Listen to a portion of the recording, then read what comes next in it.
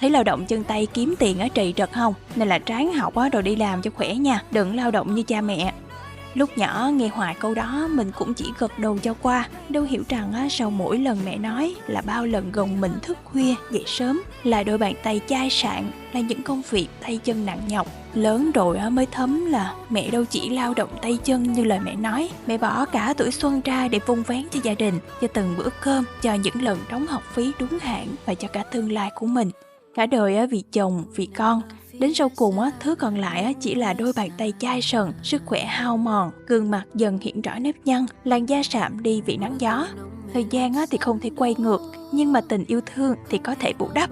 Vì thế, một món quà nhỏ từ tinh chất mờ nhăn Abera sẽ giúp làn da mẹ giảm đi những dấu hiệu của thời gian, và đó cũng là một sự quan tâm giản dị nhưng đầy ý nghĩa. Mẹ xứng đáng với mọi điều tốt đẹp nhất, và mình chỉ mong từ nay về sau mẹ được sống cho chính mẹ nhiều hơn.